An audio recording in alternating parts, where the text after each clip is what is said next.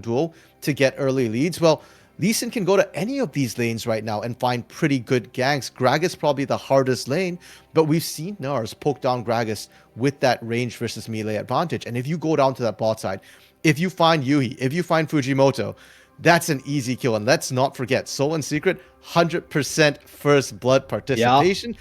Part of that is from Hachamecha constantly pathing down to that bot lane. And talking about Hachamecha, let's of course focus on him early game. At least that's what I want to do, because against CGA, he just read Kassin almost perfectly. It was clean jungle pathing all the way through, but we are going to go into the Rift. First game of this series, and yeah, just standard position, no invades. Yeah, and good play from Burning Core already, making sure that they don't get cheese in that bush. One thing you have to watch out with Silence, of course, is bush control. If you mess up that decimating smash, can give not just knockup, but a lot of early damage to come through. So we saw Yuhi, tracking where Secret was. And Kashka, it's no surprise at all to us at any rate that the junglers are both starting on that top side of the map. Hachamecha really wants to path down, and Flawless has to be careful with this Nocturne. You said that, okay, the Nocturne has some agency in the early game, but really pre-6, Nocturne doesn't want to fight. He just wants to power farm as much as possible to hit that 6 for that agency. Yeah, and actually, yeah, both junglers now making their ways towards the bot side. They will be getting leashes from their respective bot lanes, which is not what you expected on 50-50 split. Okay, so LJL Blitzkun's predictions here have always been kind of wonky. Generally, he's wrong, so 50-50 makes it kind of hard to tell, but Kashka, when I look at this power spike, it feels like, the Blitz AI is favoring Burning Core, so that's good. It means that Rascal Jesters have a better chance of winning this. You know what? Sure, let's go with that. I don't know if reverse psychology is works for artificial intelligence, but results don't lie. And win conditions, it's been mentioned on the desk, of course. And well, Rascal Jesters, one of your win conditions is keep doing what they're doing. It's pretty good news.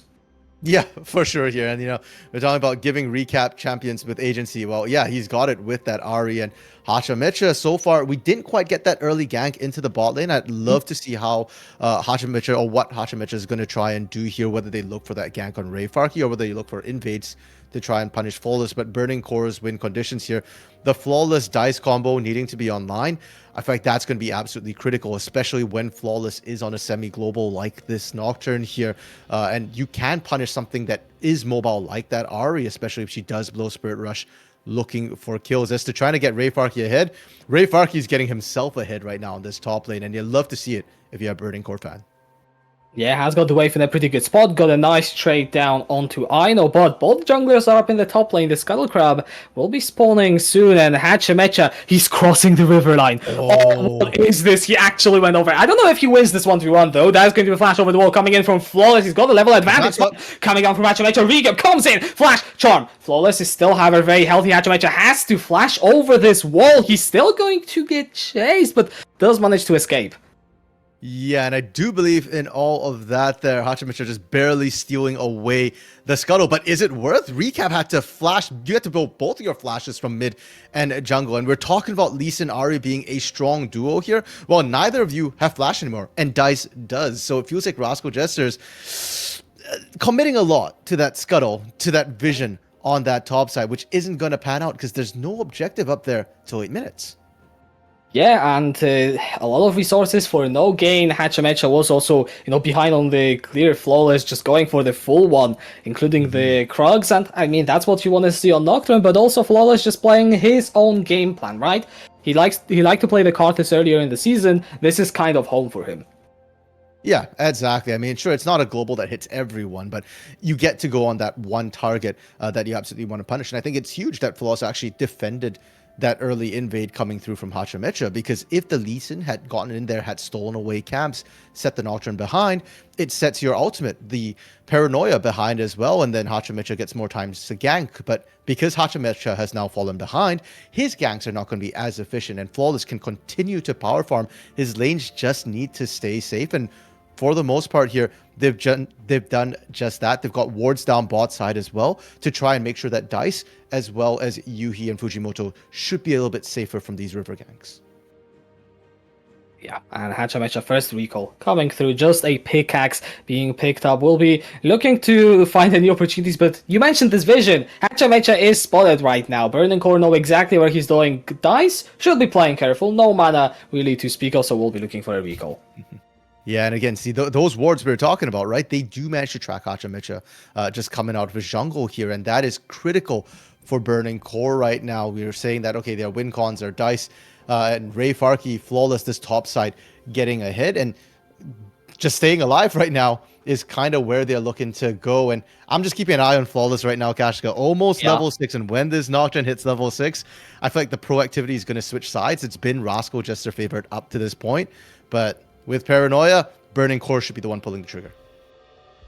And Rascal Jester, they had the proactivity advantage. No real lead to speak of. I mean, 500 goal, I believe that is mostly due to the CS differentials, but that is really it. So when Flawless gets that level 6, as you said, should be very close. I want to see some action. I want to see how much Burning Core can really squeeze out of this pick. Yeah, we are seeing the supports roaming out a little bit as well here, Kashka. And it's interesting to note, we were talking about secret roaming constantly everywhere. Not quite as active on this Scion so far, and it's showing Rascal Jester's early game has been a little bit slower than what we saw against Crescent Gaming Act here.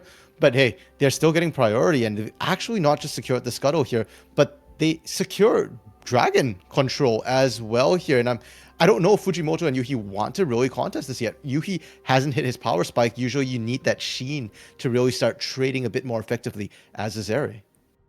Yeah, but however, Rascal Jester just giving up the dragon right now. They don't know whether Flawless is level 6 or not right now. I don't believe he's been seen on Vision for a while, and in truth, he's not. But if you're Rascal Jester, you don't want to be, well, falling behind early is definitely one thing you don't want to do. For sure.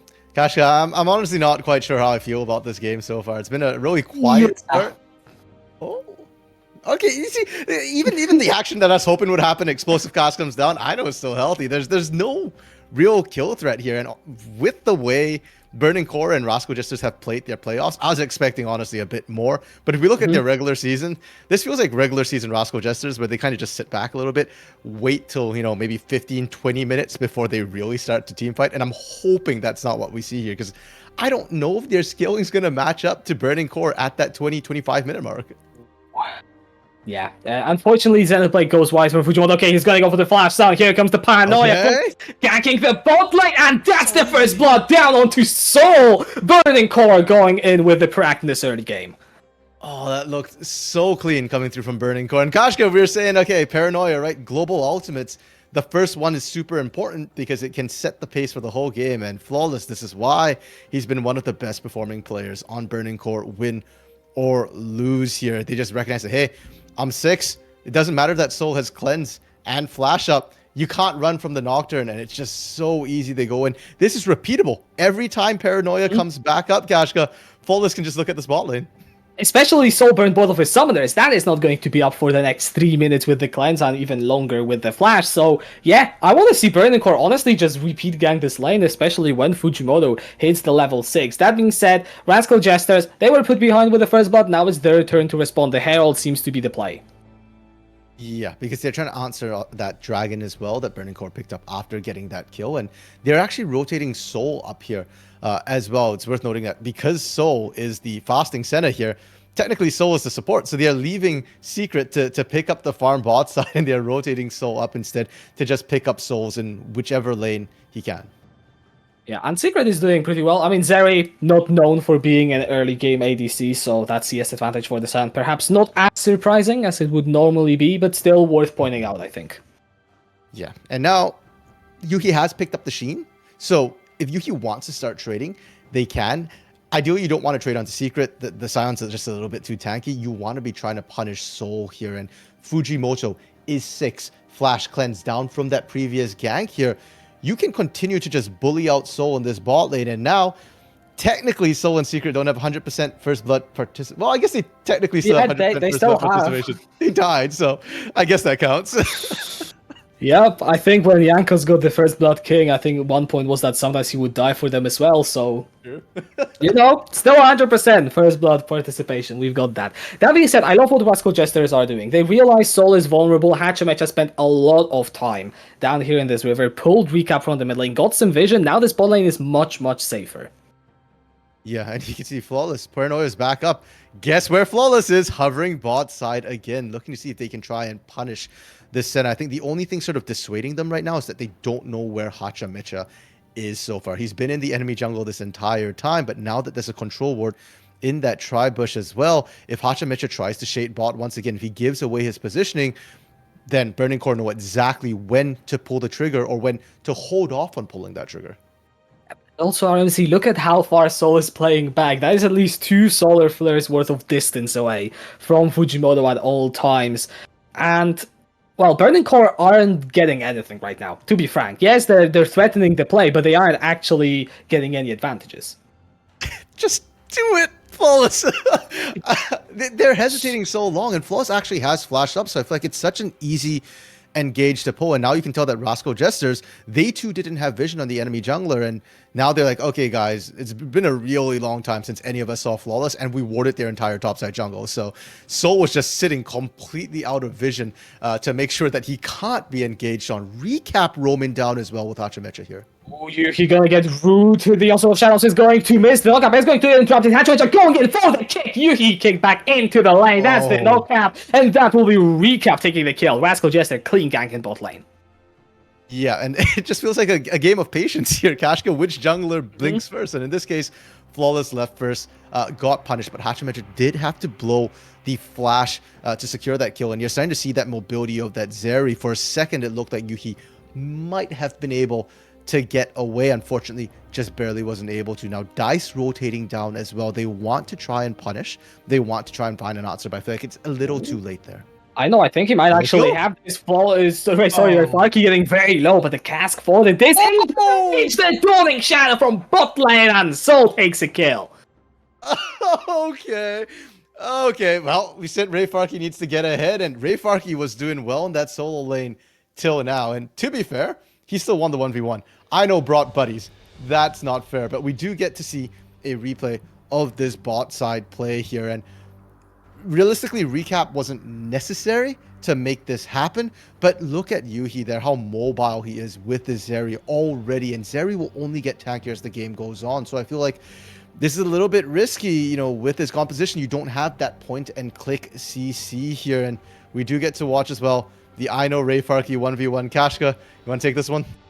Yeah, I mean, Aino gets some early damage there with the minion R, but then goes for the engage. And when you get a Mega R into your full combo, there isn't really realistically too much your opponent can do. Great cast from Ray Farky, but unfortunately he just gets sniped there. Oh, wait, no, he hesitated. He hesitated on the sidestep. I think it was a minion block. I think his own minions actually blocked him under that turret. Oh, no, that would be even worse. That would be even worse. That is so unfortunate, but that's one of the problems when you're playing around the turret. You have to be careful, right? That is a more narrow part of the lane there, and as much as I'd love to say that Soul calculated that, I just think it was really unlucky from Ray Farky. Flawless on the dive. Okay, he's going top lane. I guess if bot lane doesn't work, and that is just a clean dive here. Ray Farky with a kill, but Hachimecha is responding with a dragon. Yeah, and for the side of Rascal Jesters, they have to recognize, as we saw on the bot side, that, hey, when Flawless ultimate is up, sometimes certain players just can't be around. Soul can't show in lane. And now Aino has to respect that, hey, if my Mega Gnar is down as well, they can dive me. So I love the fact that Hachimecha was like, okay, well, Aino's a lost cause here. We're just going to go down to that bot side and hover. And the moment Paranoia started, they take Dragon. They're going to take first brick as well, just barely. Okay, they do secure it. Seconds before that top side's probably going to go down. Yeah, and I believe that was also seconds before the plates fell down, because that was very close to the 14-minute mark. So Rascal Jester getting themselves a bit more gold. Flawless and Ray Farky, they're going to try their best to take out the star. They should be able to do so, but they should not overextend, because Recap, Hachimecha, they're both on their way. But I think the recalls will be just enough. Yeah, and with the map opening up here, Kashka, with these first turrets falling, this actually favors Burning Core in the short term here. With that global, there's less safety for these lanes as well. If Aino ever pushes out, the moment he goes back to mini, punishable. If Soul and Secret push out, they too are punishable. And even Recap is probably not going to feel terribly comfortable in those long lanes. Even with that Spirit Rush here, Nocturne can chase over longer distances as well. And if you're using the Spirit Rush aggressively, Flawless can look to punish. So Burning Core need to take advantage of these long lanes, but I love what Rascal Jester are doing in response here. They're like, okay, we've got that window while Paranoia is down. Let's try and make best use of it. Aino has already taken so much damage to that top side turret, and Herald's up, so Hachimecha instantly rotates up there. They're sending Soul once again up here as well to secure a numbers advantage. Yeah, and this game is kind of falling almost the way we expected, especially with the gold that was shown just a second ago. It's Burning Core that are finding advantages in the top lane in terms of gold, and Flawless is actually in the center of it. That's great. But Rascal Jester, despite playing a fasting Senna with Sion bot lane, they still are able to find their gold leads there. That is... that is sad. That is greedy from Secret there. I mean, you kind of knew that Flawless wasn't topside because everybody was topside and you didn't see him. You don't get to just walk up as an AD carry or as a... What do you even call Sion here? As a tank carry in the bot side? As a tank bot, you don't get to walk up without the smite and try and secure that. Herald going to be dropped right away, and Rascal Jesters, they're accelerating the pace of this game right now. Fujimoto on the flank.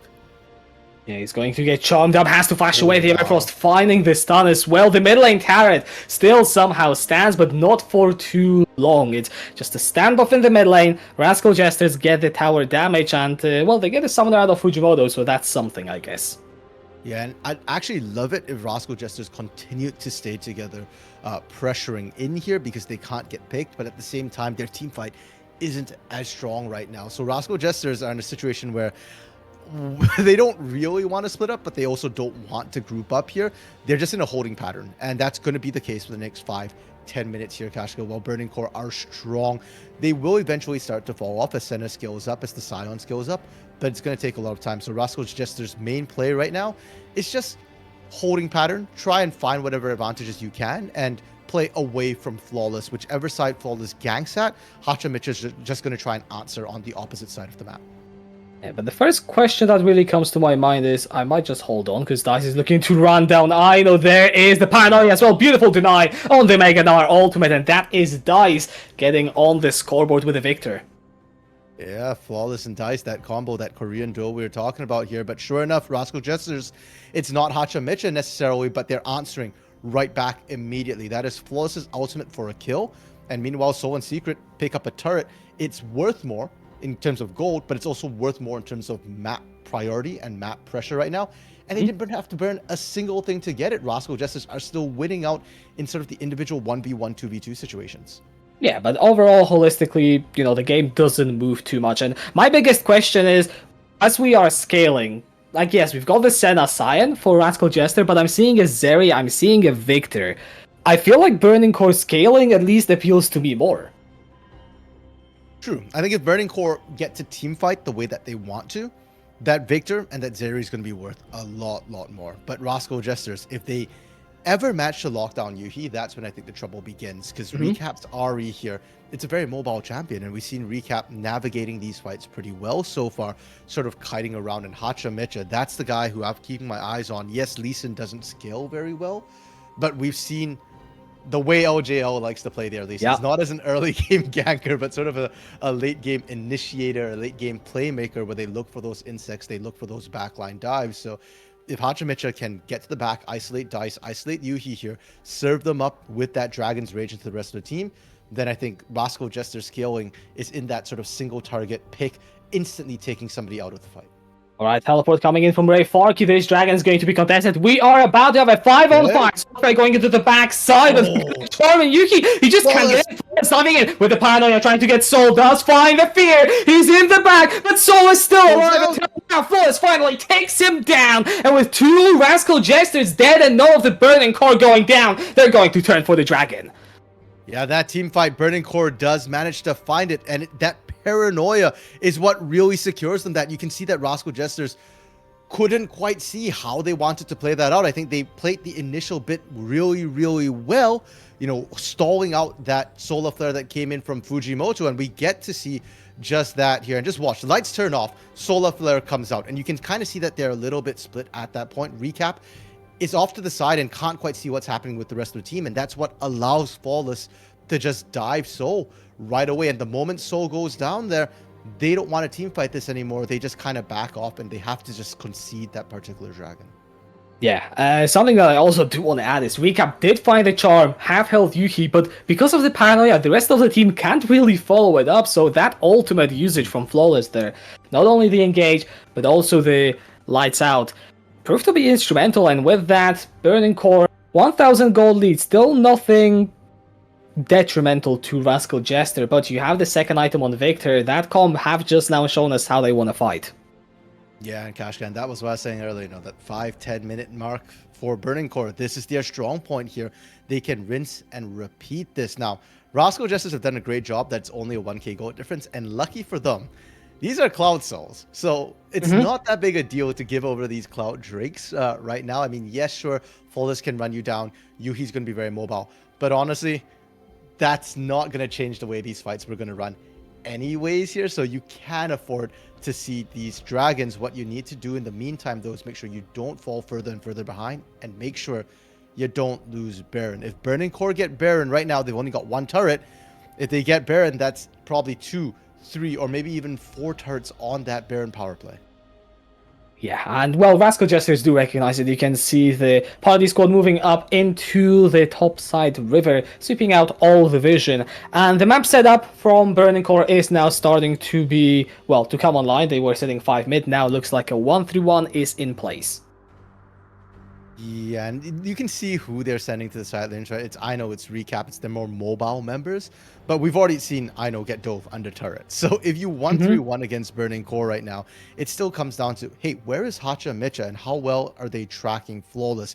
I don't think Rascal Justice have done a great job so far of getting the deep wards that they need to get in order to track where Flawless is, and that's what's hurting them. Even this bot side right now, Ino could be defending this, but because they have no vision whatsoever on where Flawless is, Ino just has to step away and give that free turret to Dice. Yeah, it was a split because we had 2 members, Flawless and Fujimoto from Burning Core, sitting in the bot lane, clearing out vision. Ino has to respect that. But on the other side, Hachamecha and Soul Secret were securing Recap for taking that turret. So the team's very much handshaking on the macro right now, trading towers, trading vision, but Rascal Jesters, they're the ones that have vision on the more important objective. Gosh, I just realized, do you know who was in the lead at the 15-minute mark?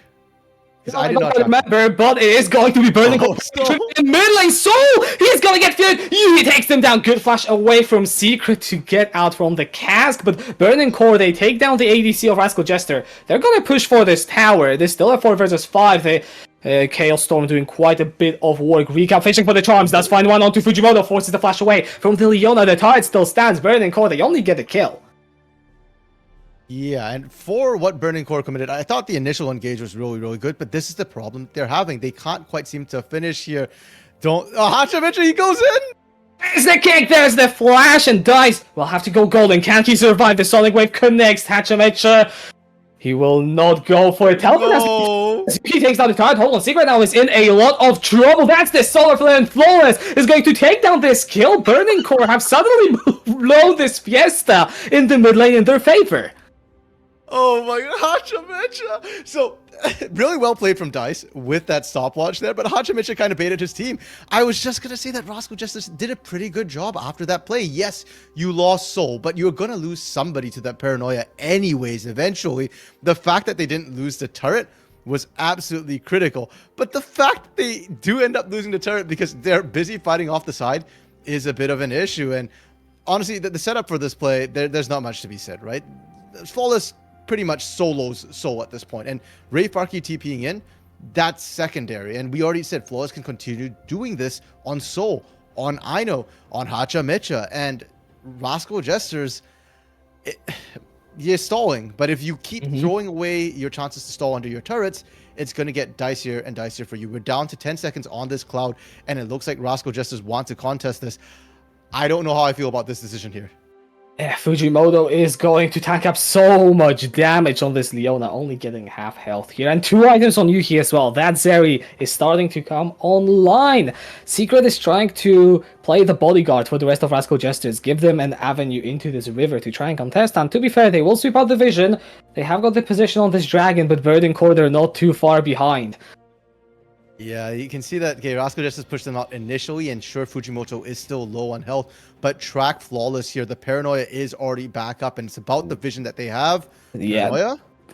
Brave Flawless still holding on. This Solar Flare going into the backside. It is just chip damage. There goes Flawless. Straight onto Soul. Fujimoto dives into the backline, but Soul will flash away. On the flank, but Yuki hops over the wall. He does not care about the area, and Recap has to disengage. How the hell does no one die?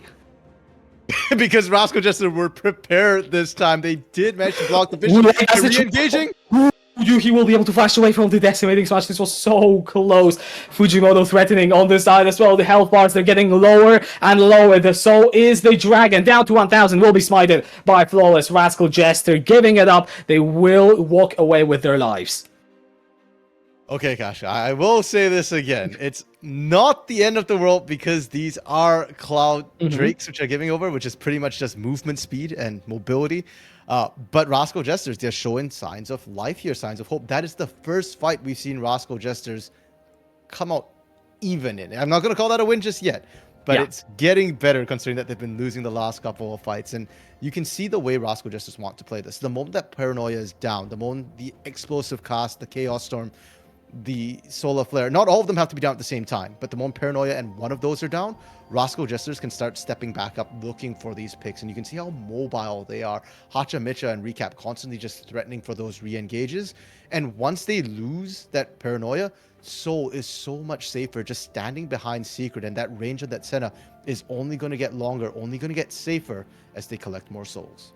Yeah, and Lee Sin might not scale as a champion, but he scales in playmaking, you know, because if you kick Yuki into your team and you've got a late game Senna Ari on your team, well, that basically wins you the fight. And we saw Hachamecha try to go for those plays, yet to make a, you know, mind-numbing insect, but most of the time you don't need to do that to win the game.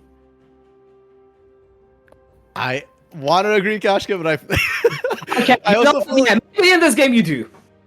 Yeah, exactly. That's the feeling I'm getting right now. At this moment, I feel like if there is to be a win for Rascal Jesters in the upcoming fights, it's got to be on either Hacha Micha finding that insect, or because Recap's been landing charms and it's just not been enough. So I feel like Hacha Micha kind of needs to get those kicks to really, you know, find those particular picks there. But Rascal Jesters, you know, if they continue scaling, it should be fine. Yeah, the Blitzcrank AI definitely disagrees. 81% Burning Core win. There we go. Another Paranoia in the mid lane. Solo is the target. Yet again, we see this so many times before. Rayfarky going in with the flank. Does find the Everfrost. Recap goes golden. Dodges the cast, but he's right in the middle of the gravity field. Will be able to flash away. Still does get stuck. Fujimoto going into the backside, but Secret buying so much time at the front. Rayfarky will be trying to go in yet again. It's only Soul going down, and Rascal Jester, they play defense damn well. Yeah, and this should happen. This is what happened with that first outer turret, and what they need to just do. Don't over chase here. You blocked it. Now, they do have to send somebody quickly to make sure that they continue maintaining vision on Baron, because as you can see, Burning Core just cleared it out. They started this, and Rascal Jester's base, they are not looking for this. Hacha Micha running in alone here, but will get spotted on wards. Yeah, that is Secret joining the fight, I believe. A pretty tanky Cyan, but it is going to be 5 members of Burning Core looking to run him down to flash away, but Burn has been interrupted, and you use your support's teleport to do it. Pretty worth it. Yeah, 100% worth it. We already said earlier, Burning Core get a Baron here. Rascal Jester's base is probably going to fall apart. They're going to lose a ton of turrets easy here. That is the big objective. So, yeah, you had to kind of burn the TP, but hey, you kept everybody alive. And in fact, Secret didn't even go down there, which is actually pretty critical. I honestly don't know what to say for these replays, Kashka. It's that simple. Paranoia gets clicked and Soul just goes down, right? It's just going to happen pretty much every time if you don't have that flash up and ready, if the team's not there to peel for you. And I'm just waiting for Axiom Arc to get completed on Flawless. I know he hasn't built it and he isn't building towards it, but I kind of want to see Flawless build that Axiom Arc, because if you do, your cooldown so much faster and you just keep pulling the trigger on Soul, on Ino, and then at that point, Rascal Jesters can't even split.